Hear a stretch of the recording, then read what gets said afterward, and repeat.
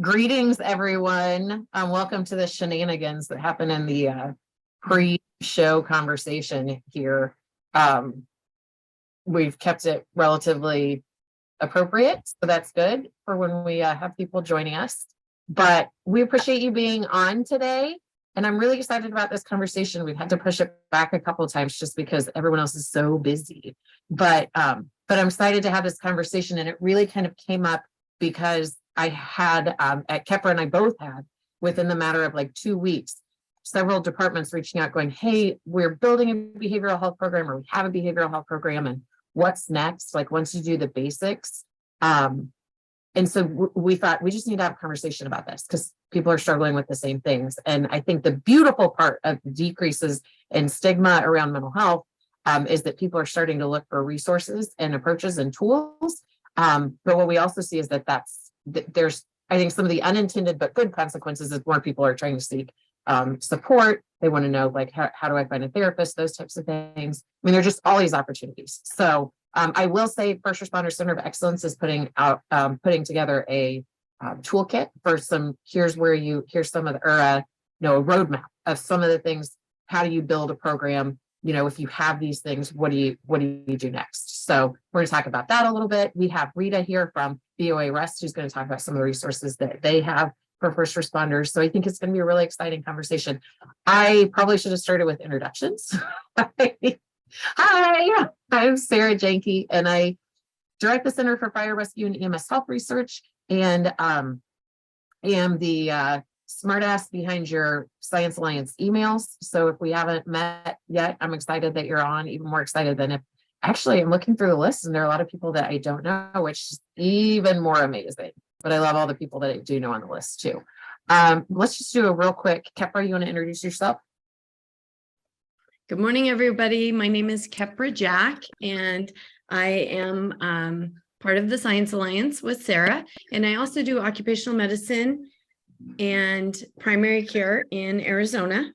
And so I have the opportunity to deal with a lot of our first responders and their needs. And so hopefully I can bring something good to the conversation. Thank you. She always does. She's often my phone a friend on anything I help. Jake Rhoades. Good morning. Jake Rhoades. I'm the fire chief of Buckeye Fire Medical Rescue Department here in the Phoenix, Arizona Valley. We work with several of the people around. Fortunately, I have the blessing to be Sara's friend, and we say that lightly. And also Kepra, we work a lot with her in this constant topic that we're talking about today. So, and how we can evolve and continue to meet our people's needs. So thank you. I do want to say it's Jake's. Did you say your 67th birthday? I'm aging very well. I look like a 53-year-old though. Yes. Yeah. So happy birthday to you. Happy birthday to you. Happy birthday, dear Jake. We appreciate you joining us on your birthday. Derek. So my name is Derek Edwards. I'm the principal investigator of the Responder Health Lab at Tennessee Tech University in Cookeville, Tennessee. I am a licensed professional counselor here in Tennessee. I've been in the fire service since 2004 and somehow get roped into hanging around with these people. So that's why I'm here. Lucky bastard. I mean, really. Mel's on here, and she is the mastermind behind all the emails and the setting things up and keeping us on track. So, but she does not like to show her face. Apparently, she doesn't want to be associated with us. So I was thinking that we'd start with Jake. We started a conversation a while ago where you reached out, like, here's kind of what we have. Can you talk to us just a little bit about, like, you're moved into Buckeye Fire Department, want to do good things, what you are experiencing? So I took over Buckeye Fire about a little over a year ago. And when I walked in, it was a culture. They had certain things in place, but it was a culture that many of us talk about. And that was a culture that you didn't talk about it. We didn't support our members. And obviously, I'm on the other end of the spectrum on that. So right away, we went and trained our peer trainers in-house to where We have several members that went through the training to where they could be peer counselors inside our department.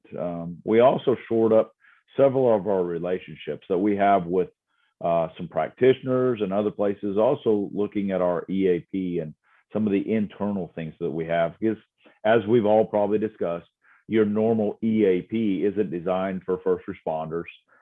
So we really I was able to take a big focus and get even our EAP program has specialized services for us. And that took a little bit of doing, but our HR was very good with that.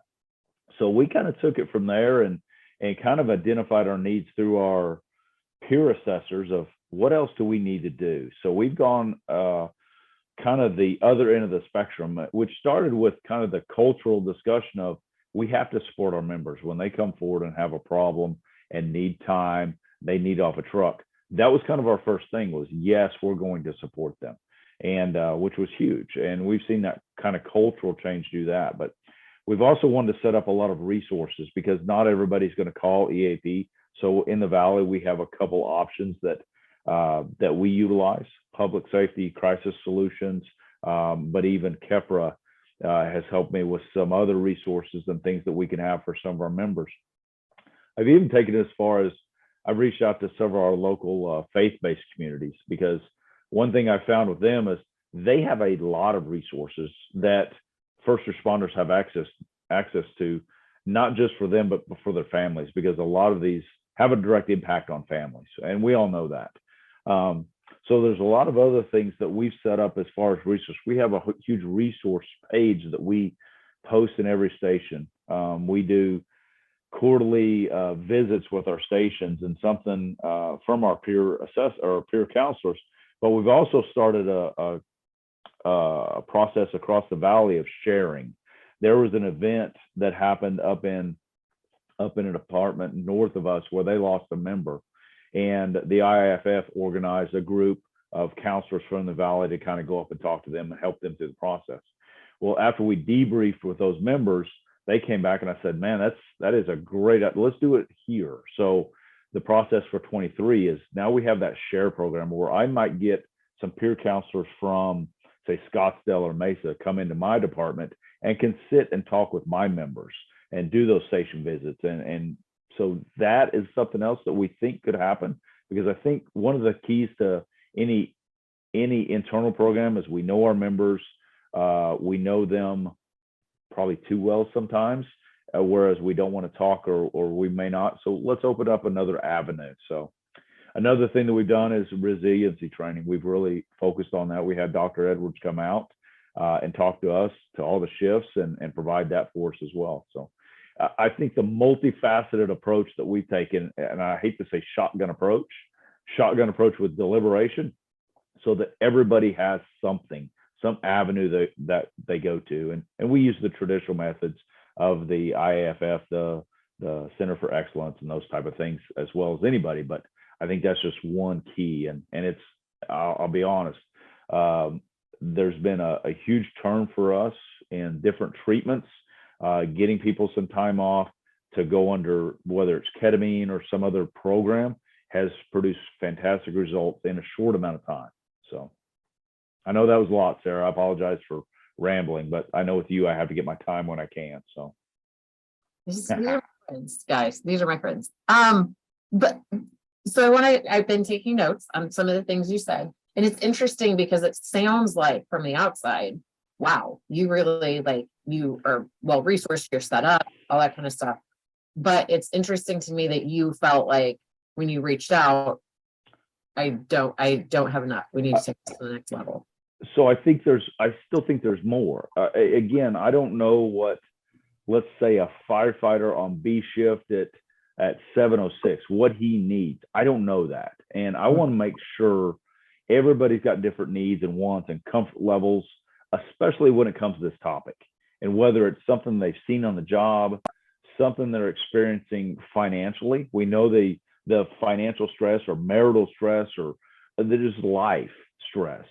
So what is those other resources we can provide? And I still think I'm at surface level on many things. So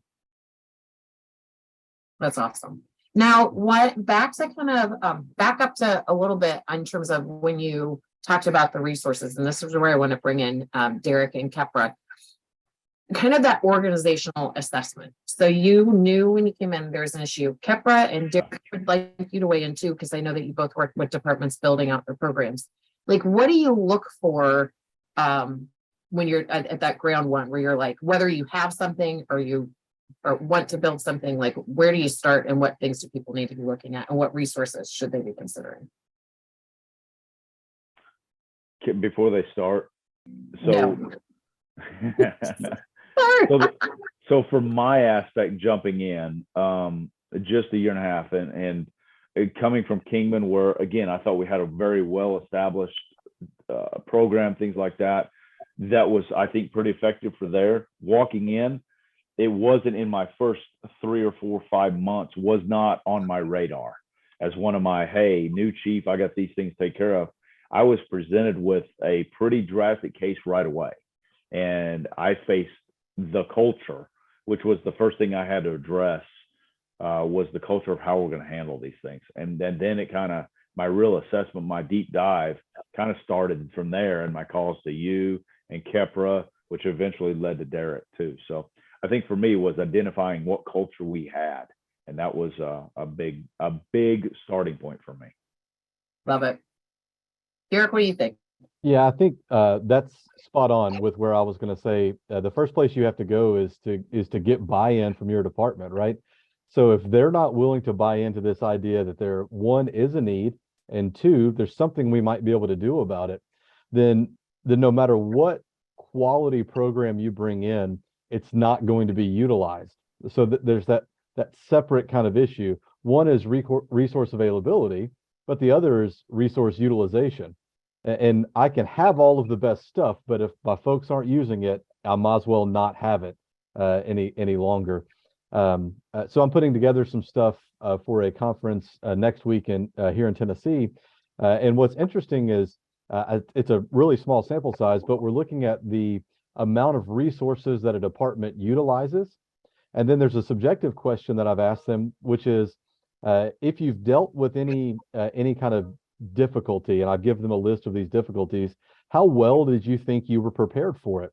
And it's pretty clear, right? That the more resource options, the better you are prepared. So, a critical incident stress model, and that's great for critical incidents, but it's not going to help, as Chief Rhoades is alluding to, that firefighter who comes in, whose marriage is falling apart, that firefighter who comes in, who has just found out that they're going to have a child and he or she is concerned.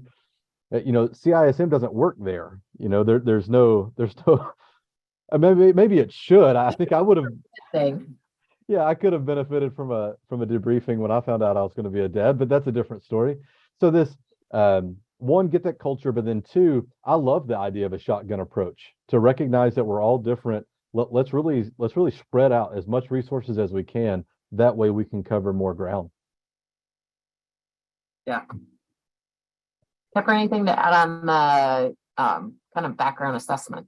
Yeah, yes. And everything that both Jake and Derek have said are super relevant. But the one thing that I always think about when I come in is what has been done that hasn't worked. So what have you already tried that didn't get traction? What is there regionally? Because Jake alluded to the regional approach. I think the regional approach is huge. Firefighters are not great about telling people what's really going on, and they really are hesitant to do that to people internal in their system. And so if there is a regional approach where they can buddy up with somebody from another city or another county or another department and kind of talk to them the same way, or use those resources so that nobody in their department ever knows. And that always needs to be an option. Today I had a conversation with a firefighter and he said, I don't want everybody to know what's going on, but I really think I need to talk to somebody, but I don't even know how to do that. And he's been on the job for 20 years and his department has a really progressive program, but he doesn't know anything about it. And so, when we start working with a new department, or, I meet with my departments regularly, and I try really hard to be super involved in their whole wellness initiatives. But I find out every day that they have a resource that I know nothing about. And as a partner for the medical physicals, we could actually provide that information if we knew it was happening. So do your internal and external partners even know what you're doing? Because I'm going to have members call me and say, hey, I think there's something going on and I need some help. And if I don't know what programs you have or what you're working on, I'm not going to be able to direct it. And at a chief officer level, I think you constantly need to evaluate what you're doing and if it's working. Because I hear often, oh, we have this great program. We have a great number of, we have 15 peer support members. Everything's great. And then their firefighters will come in and they'll be like, nah, it's awful. We don't have a program. Nobody uses it. It's not working. So I think that there's often a disconnect. And Jake, and maybe you can tell us a little bit what would lead to that disconnect. And is it because the people up here don't always get the right information, or is it, I don't know. I would love to hear more, because I don't think the boots on the ground, and that's actually 100% why we started Science to the Station, if I can be honest, is because we go to conferences all year long and we see the leadership, and sometimes we see firefighters, but they don't know what's out there. They don't know what we're doing. They don't know what opportunities there are in the fire service. And I think that part of that is because there's a disconnect between management and the boots on the ground. And we have to figure out how to bridge that gap, because that's why we have these programs. We don't have them for us. I mean, maybe we should use them, but we don't have them for us. We have them for the people. And if the people don't know about them, it's a waste of all of our efforts. So, Kepra, I agree totally. And I'm glad you brought that up, because my job is to support what we're doing and bounce ideas and do these things. But if it's not for the members on the ground, for instance, one of my battalion chiefs kind of heads up this, Mackenzie Hess. This is his passion: take care of our members, the emotional connection he has, plus the personal relationships. Him and Cody Rounds, one of our firefighters. So there's constant feedback of, hey, how are we doing? How can we do better? And we can see that through our members. And it's a discussion point that we can have anytime. When I get a call from one of those guys, it's an update, or, hey, this is going on with this person. And again, it's to get my support buy-in, but I'm already supporting their decision to make those things happen. So, and if something needs tweaked, my firefighter brings it up, or the battalion chief, or one of the other battalion chiefs, because that's what it is. And I think it's growing, it's spreading. Again, it's the theory of, hey, here's the water, you can take them to it, but are they going to drink? And I think the more and more we see that, hey, it's out there, it's okay to use, and you're getting that feedback and you continue to evolve. It's just like the fire service as a whole. We have to continue to evolve. I was in a discussion this morning with some other chiefs. In the next 5 years, I think you're going to see body cams on people, as far as EMTs and medics and even firefighters. I think you're going to see that. I think you're going to see a lot of those things. But I think this world, the mental health realm, is just the same. And that feedback of what's working, what's not, has to come through the members. My job, support, get those resources and make it happen. And I love that we're talking about assessment and tracking and making sure that what we have is working, which I think is really important. I do want to, and I'm going to throw it in the chat for anyone who's not familiar with it. National Fallen Firefighters Foundation has a vulnerability assessment program. It's called the firevap.com. And they have different modules. One of them is behavioral health, to help you kind of assess where you at and where you going. So I think that's an awesome resource that's out there. And to really do like a 360 of the organization. So Kepra raised her hand. I think Lindsay said internal customer service, and 100%. Yeah. Sorry. And I will tell you, because funding comes up quite a bit, and the thing that that we hear is that, well, we just don't know if we have all the funds for that. If you do that vulnerability assessment, that is something you can provide to your risk managers and your city managers. And when you start looking at getting funding, if you can show them that there is a vulnerability, they are a lot more likely to fund it. So, and actually, we are working within the state trying to get to more risk managers so that they understand our public safety risk factors better, because it's really, really important that they get the picture of what could happen if we don't put the resources in the right place. And it's not tangible for them because a lot of times it never makes it there. And so we have to figure out a way, everything is data driven. We had a lot of conversations about data last week at the conference and how important that data is. And it's hard to show this type of data to the city managers, the HR, the risk people, but there is ways to do it. And that vulnerability assessment is a very good tool. So thank you for bringing that up, Sarah. Jake, really quick, what do you think? And Derek, I would want your feedback on this as well. How often should departments reassess their programs? So what should that process look like? And should it be a committee that does an assessment internally to maybe identify what they're missing, what's been successful, where they need to move to next? Because sometimes there is a progression, right? What needed to happen when you roll out a program might be significantly different than year 2, and year 3 might be different still. I agree with that. So right now, a couple things we've had. One is our RBO that we have, a committee, relationship by objective, with our labor and our management. We have that committee. We just put it in our MOU last year that this was one of our standing committees, health and wellness, but it encompasses, they meet on a regular basis.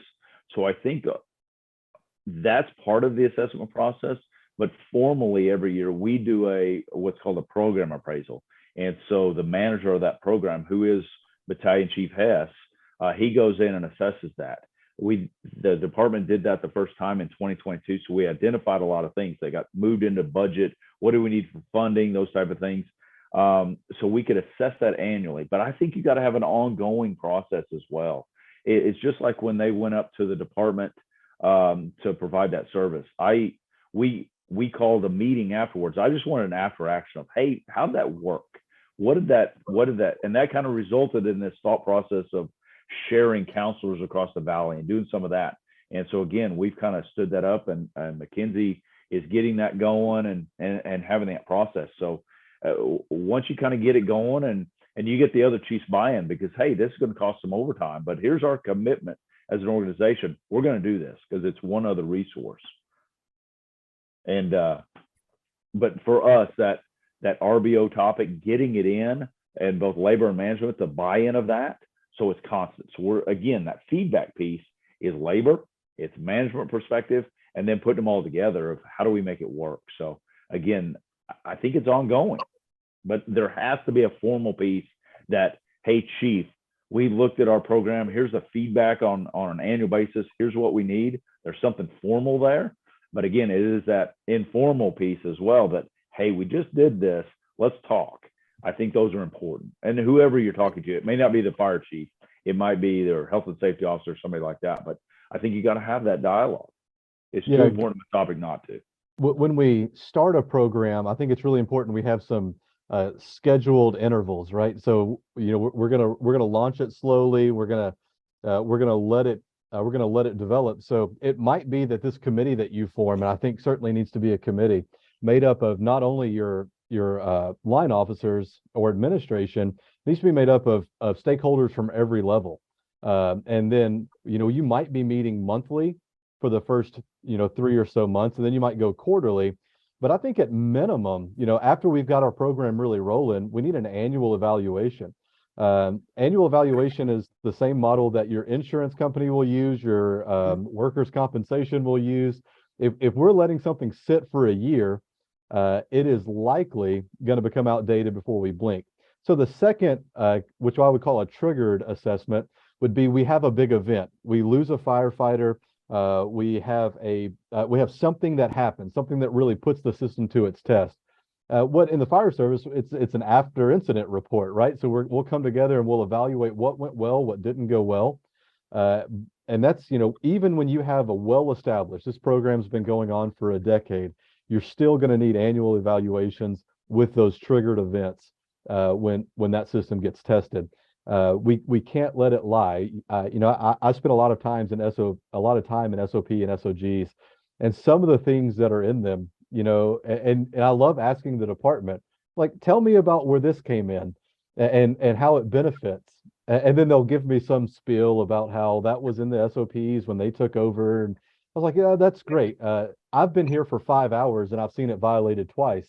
So maybe we need something else, maybe we need to do something else. So that annual evaluation at minimum.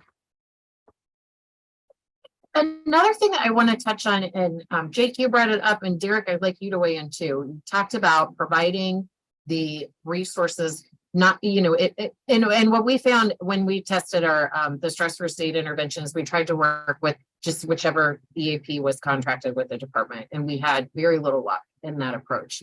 I would love to talk about how do we start to build up the network of providers, and if we could talk a little bit about using chaplains. I think you brought that up, Jake, that there are faith-based communities that have resources. Like, where do you even start with that? It starts with picking up the phone and seeing what you have in your community. And I think it not just in your community, but your area. So again, we have a couple standing resources here in the Phoenix Valley that are very popular, that have been in there. Are they being used? But I'll go back to the faith-based. What I did was I reached out to a couple of churches that I already had relationships with through some other events, and I called the two pastors and I said, hey, let me come out and I want to pitch an idea to you. And it went down a couple roads. We also introduced a new chaplain who's a little more involved. He comes from, he deals with a mental health background in his, and that's one reason I brought him on, is he's not a traditional chaplain. His training is in mental health. So bringing him on in that way too, but sitting down with the faith-based communities, and these are larger campuses that have so many resources. And I said, here's what I'm looking for, is someone that our members could call. Maybe it's a hotline that they can call and say, hey, I need help, or me and my family would like somebody to talk to, or we just went to an incident. We don't want you to respond. We don't want you responding out of the incident, but maybe you follow up with that here because they had a tragedy or something like that. So on a couple different, it's not only serving our members, but it's serving our community as well. And you talk about it being all in. We have 3 different churches now that give us some type of resource or contact there that is working very well. Are they getting called? I don't know, and I don't want to know. I just want that resource out there. We get statistics on use from some of our formal resources, such as EAP and Public Safety Crisis Solutions, and our RBO or our committee looks at that and sees that area. And one of the discussions that Mackenzie and I have is getting over the spike to some of the maintenance that we want. How do we just maintain instead of everything's crisis? And maybe that'll go in waves depending on the incidents we're responding to and that type, and some of the family issues that are going on. But we just want those out there. So I think just looking what you have in your resource or your toolbox in your community, and again, what are your members? What are they saying? Again, we bring that discussion up. Is there something we're missing? Are we missing something? And that's how the resiliency, bringing Derek in. That topic got brought up in one of the committees. We need to focus on this. Let me get Derek in. So after their next meeting, I'll have them critique that and give me feedback. Do we need to do more? And how do we do it? Give me ideas, because I think we're all grasping at straws to get that one other thing that might help that one member somewhere that we can get to. So on the world of chaplaincy, so I'm a member of the Tennessee Federation of Fire Chaplains. And I would encourage any of you out there to contact the National Federation of Fire Chaplains. They're based out of Dallas, Texas. Chaplain Jimmy Dugan is the current president, and you might be surprised of a pretty active federation in your state or maybe even in your area. And if not, the federation, we really want to know where can we expand? How can we unite people? Because chaplaincy is phenomenal, right? I serve as a fire chaplain.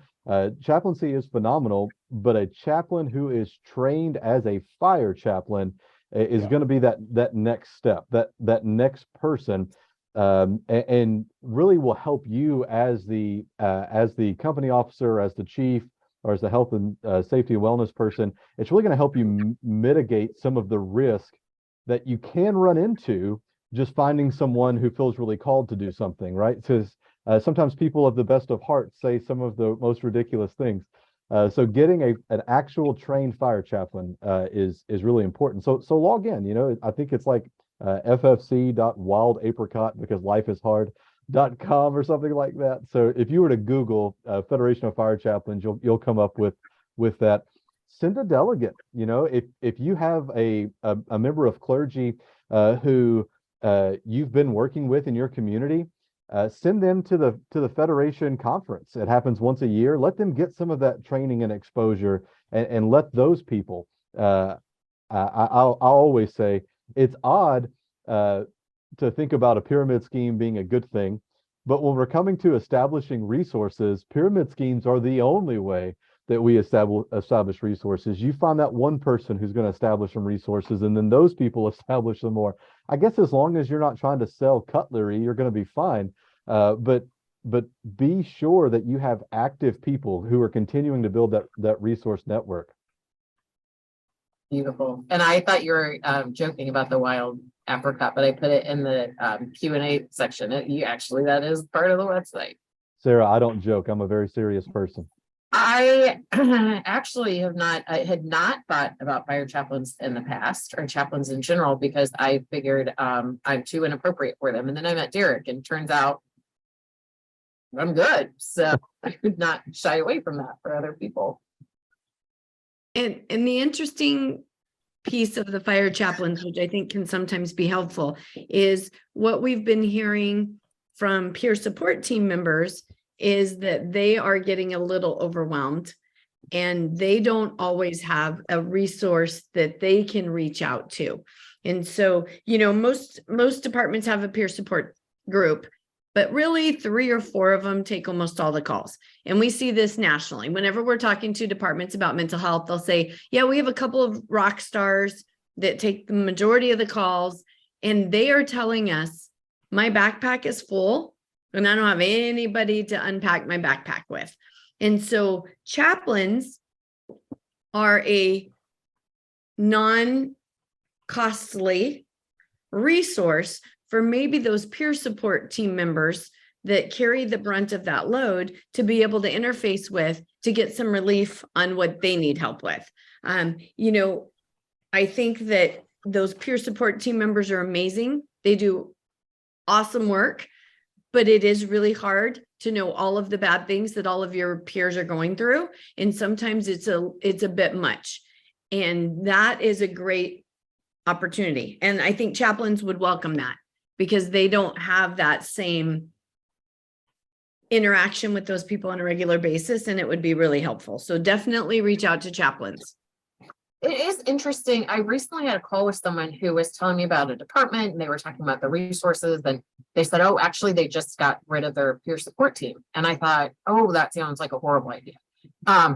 So after panicking, I was like, well, tell me more about that. And what they found was exactly what Kepra said, that the peer supporters, because they've become so integrated into the department, that people were using them as therapists, and that they were overwhelmed. It happened to be a situation where those peer supporters weren't necessarily supporting, there wasn't really like a network for them to set up, or a resource for them to support each other.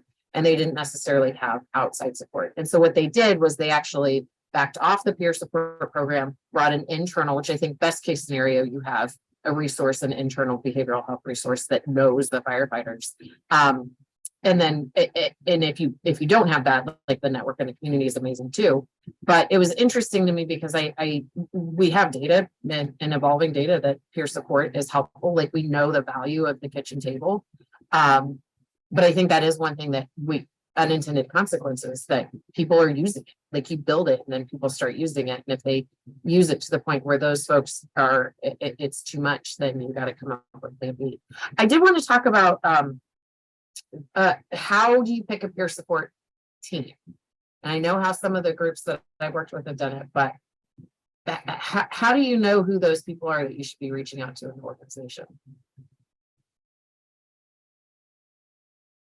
So in our situation, I know they kind of solicited for members, and I've done it a couple different ways in the past, and I follow the kind of Frank Lido model of his simple 2 survey questions. If you a couple survey questions, and you kind of tally those, and that is, if you had a crisis, who would you reach out to, and who do you think fits this model, something along those lines.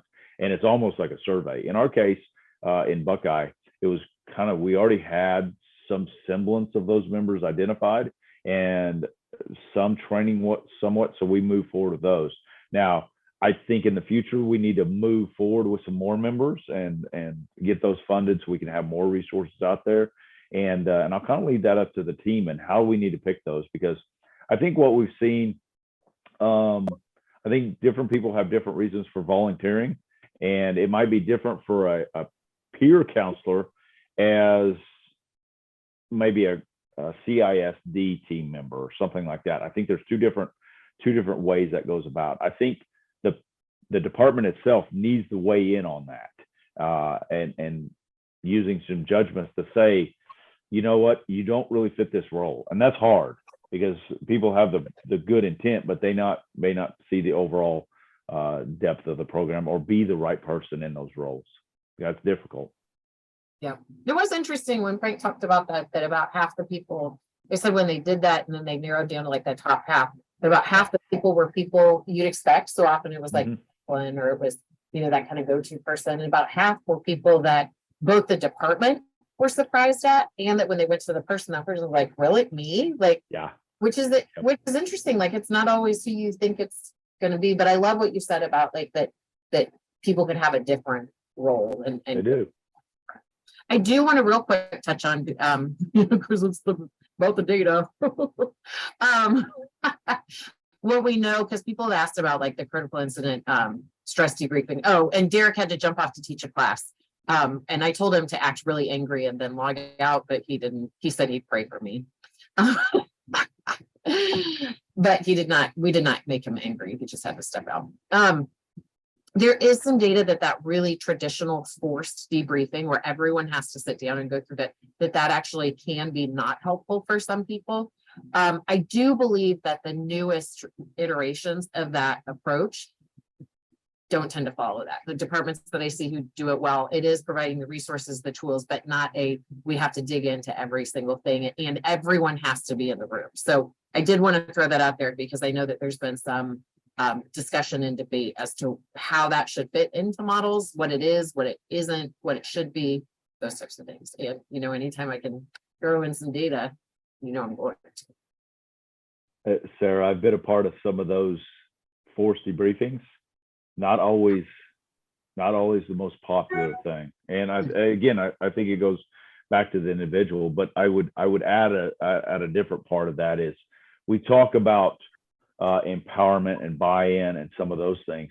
I think as chief officers, and being able to simply say, you know what, as a company officer making that call, we're not going on this next call. I've got a member that's in crisis, and having the trust in him that when he notifies his shift commander, battalion chief, or whatever that is in his organization that says, I got to punch this guy out for the rest of the shift. We can't respond. I need somebody out here.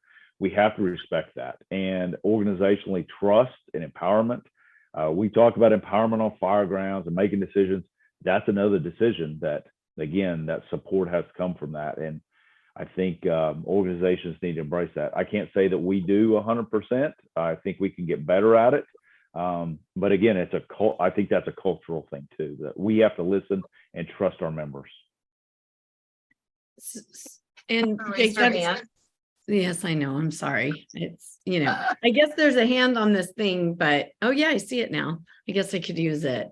So Jake, that's a really important point. And one thing that I've been really pondering a lot lately, because when I talk to departments and, we had a department a few months, probably 6 months ago, that had a on-duty death that wasn't a line of duty death. There was a substance issue involved, right? And his captain and crew tell me, we all knew something was going on. We didn't really know what. So, one thing that I just constantly ask when I'm teaching is, what is that early risk indicator process look like? So you have a peer member and the peer member is worried or has somebody that they know is having issues. How does that information get to you? And then what does that process look like? Because if we think worst case scenario, right? Somebody's drinking on duty, somebody's doing drugs on duty, they're caught. The peer support team gets brought in. What does that look like at your level for it to not be a punitive, discriminatory event where we can get them the help that they need? But what is that early risk indicator process? How does the battalion chief get involved? Does the peer support have a direct line to somebody? And I know in your organization, that's probably a little bit easier because your entrusted representative happens to be a BC. But in some other organizations, I'm just wondering, I taught a class at the conference last week, and we were talking about specifically return to work, but we were talking about behavioral health return to work and substance abuse return to work, because those are big pieces. And, when somebody's used all their sick time and the minute they get the minute they get 12 hours, they burn right through it. And they're always late coming into work, and they're trying to always leave early, and they're looking for AWRs all the time. Those are early risk indicator behaviors to me. But how do we identify that at your level? I'm sorry, you're fading out. I didn't hear any of that. I think that is great. I mean, I'm glad Mackenzie's actually on here, so I hope he's taking notes of that, of something that exactly that. How do people, I say, ring the bell without, oh my gosh, I'm going to get somebody in trouble if I ring this bell? Or what are these warning signs? You get leave, you use leave. We have those. Every organization does. So what does that look like? And I think it's that, how can we do that better? How do we communicate that? How do we open those channels of trust? Because you got to throw in the labor component as well, because there's labor notifications that may happen before they even go through the health and wellness side of the house. And once it makes it to the battalion chief, how are we getting that individual help taken care of at the moment, not only short term to address that short term issue or crisis because they're on duty, but even a longer term to get them help, treatment, everything else. And maybe it's not punitive. Maybe it is because they're on duty, they're impaired, and maybe, God forbid, there's a situation that arises from that, be it an accident or something happens. So, and all of us can talk about apparatus collisions and stuff like that. And we've all heard of people. Well, we just talked about one yesterday about a collision, and the apparatus driver blew 0.8 or 0.08, whatever it was, and not 0.8. That would be high. 0.08. But this is halfway through a shift. So what's going on there? So again, I think it's, again, a topic that we need to discuss internally. I'm glad you brought it up. Add something else to my plate. I appreciate that. But it is. Really good. I don't think we've really discussed that, because the first reaction is, I don't want to get so and so in trouble, or depending on who it is, yes, I do. But we got to treat, again, we got to throw out all the biases, right? And treat people. We're trying to get them help, and get them the right resources, get them where they need to be. And that's a thing in emergency services across the country. We all know it. It sometimes depends on, it's Joe Smith, or it's Kepra Jack, right? And they're going to get treated different. We don't want to do that. We try not to. And the thing that we really, really want to avoid is the remorse from the members that didn't ring the bell because they were trying, and we are help a brother out, help a sister out to the 10th degree, and sometimes detrimental to all involved. Yep. And the crew that I was referencing earlier is still struggling. Like, I can't believe we didn't do anything. And that's as much of a mental health piece as the one who we didn't catch in time. And trying to avoid that at all costs has got to be a priority. But it's, I think, a vulnerability, right? I think it's a vulnerability. I think if you talk about that remorse piece, go to a department that has had somebody take their life, which is, we've seen them, right? We're very close to some of those in the Valley with chiefs, and the same thing is we saw this, we saw certain things, and we didn't speak up. So you talk about that piece, and maybe it's just enlightening people. You have to speak up. You have to. Sorry about that. I was looking, Susie Gulliver talks last week, she does a lot of work with the union, and I'm trying to find my tweet about it. She said, suicide by a firefighter is a toxic agent in a fire department, and talked about how sticky it is. And that, you then need to start watching for that risk with other people. So I think that's definitely something at kind of the forefront.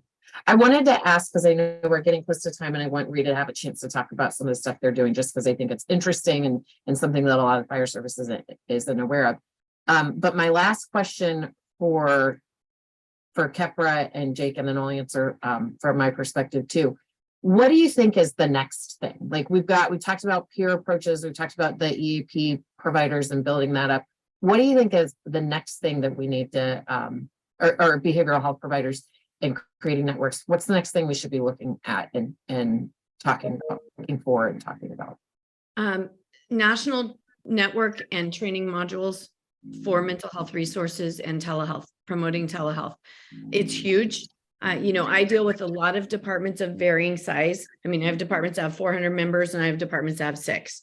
And so I have the perspective that's a little bit different. And when you're a department of 6 and there's one mental health provider in your town, and you either slept with her or you're related to her or him, you don't want that to be the person you have to call. And so telehealth has opened up opportunities that we just need to give our members access to these people. The IFF has a training module. And in fact, I make everybody we hire watch it, even if they're not providers, even if they're just front desk people or functional movement people, because it's really enlightening about what the stressors are in first responder group.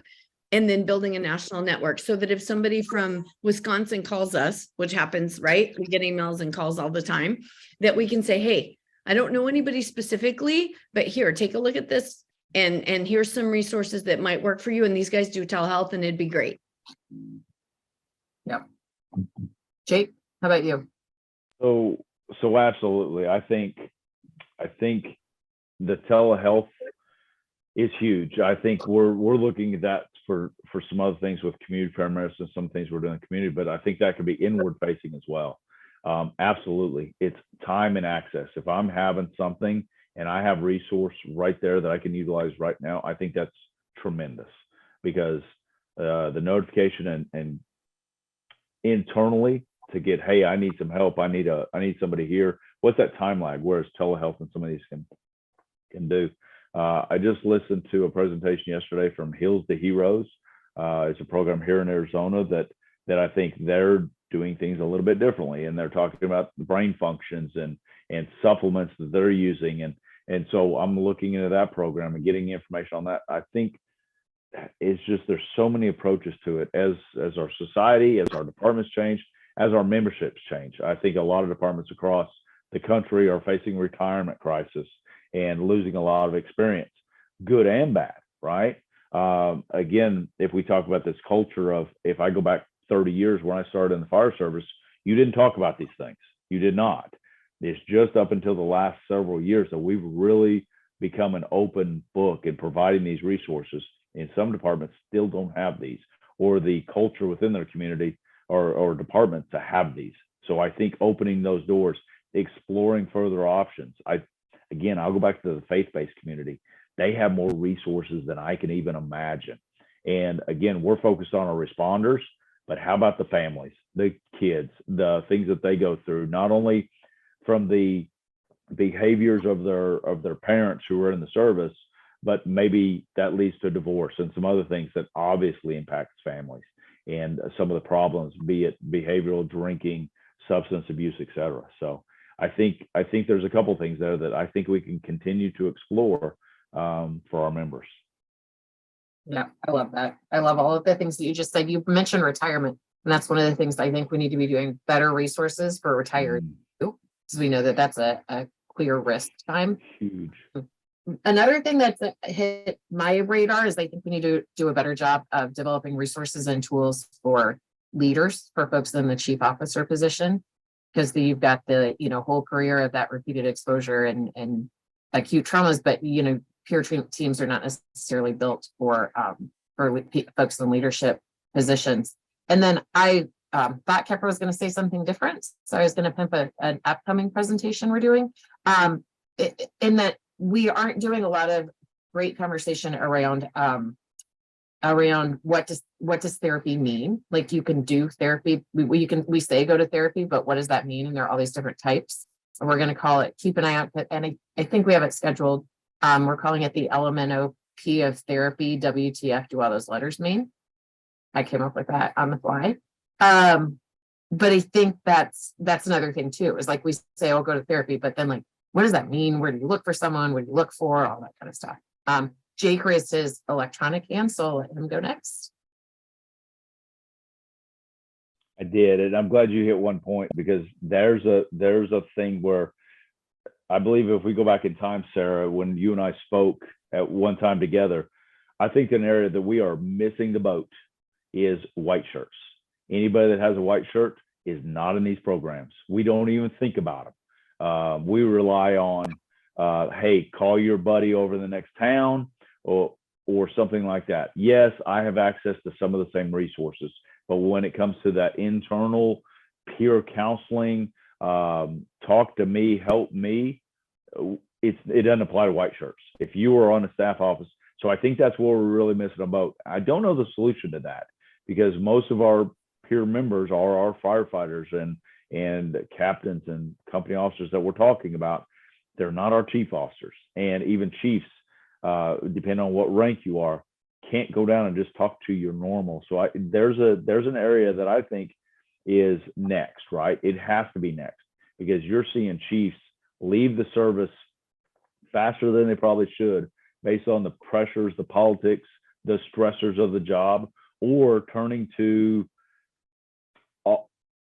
other methods of coping. Mm-hmm. Yep.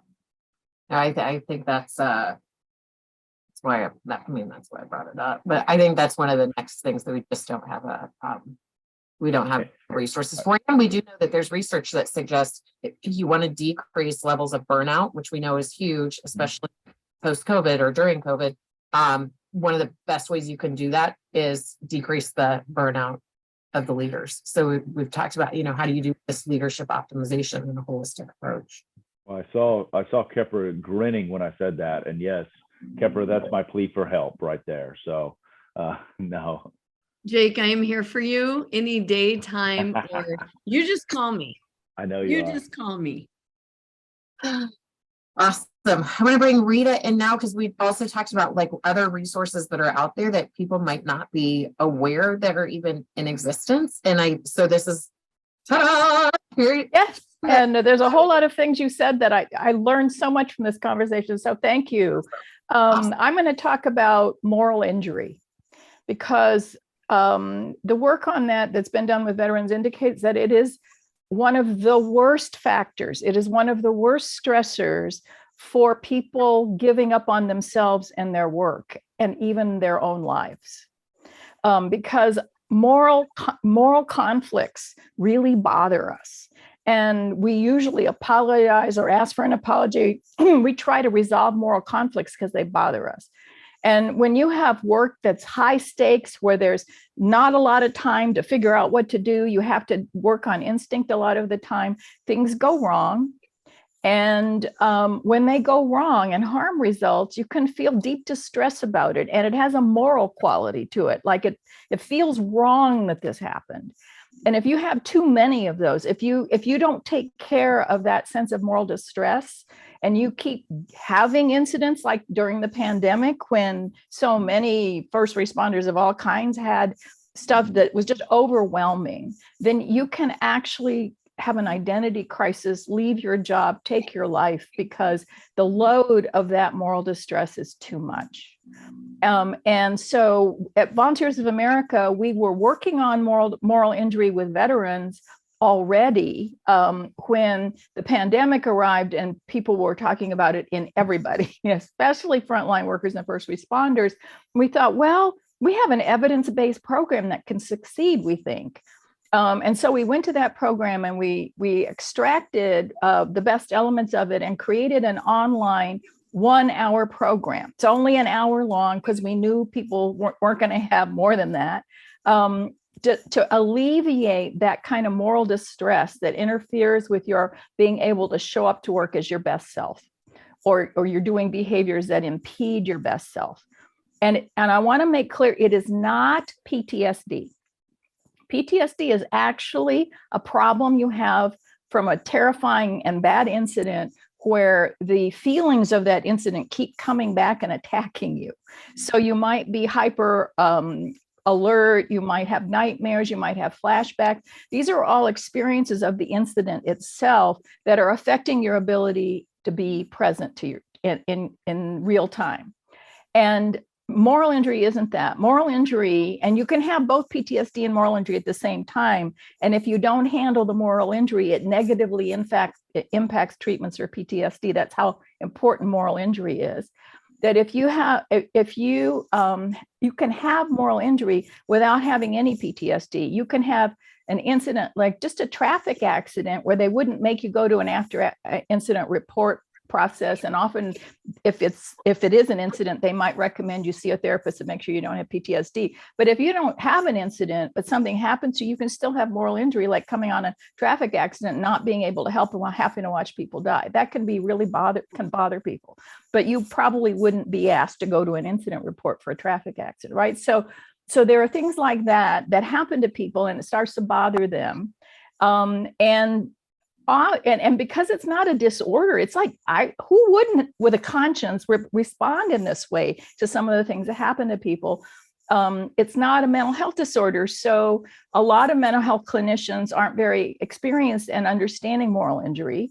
So if you get sent because you're experiencing some feelings around moral injury to a therapist, it may not be helpful to you. It can be. So I'm not going to say that it isn't, but what we created at Volunteers of America that's evidence-based is this program. I'm going to share my screen so you can see. It's easier to see the details if I show you this. Here it is. So it's got links so you can find stuff. But it's called REST, which stands for Resilience Strength Time. And we have a separate section of it only for first responders because, like veterans, we think first responders have cultures that and really high stakes jobs, and they feel better with people who understand that and won't judge them. So it's an hour online. You can just go to the website there, restforfirstresponders.com, and register yourself, and then you'll see a schedule of the times we offer these hour-long groups, and they're up to 10 people. They're peer facilitated by other first responders that we've trained. Some of them actually are retired first responders, and this is a kind of cool thing that they get to give back to other first responders. And we use practices that help people calm themselves, but also to share what they're carrying.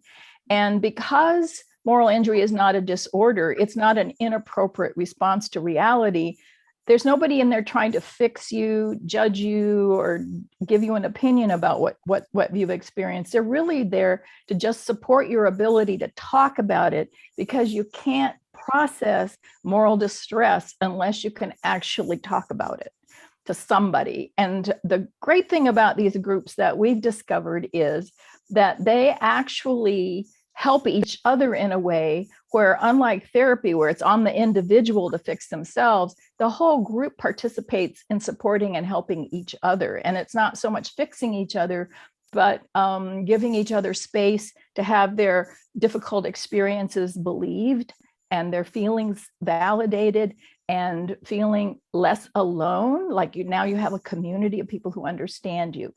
And it's anonymous and not anonymous, but it's confidential. You can even use a fake name if you don't want people to know that you're there. But you can just go into a group, and you could even, if you have peer support teams, you could even send a team to a session if they want to go together. Or if you're a firefighter with a buddy, the two of you can go to a group together, or you can just show up to a group and not know anybody in the group. And there are enough numbers that it's not likely that you'll run into anybody you know.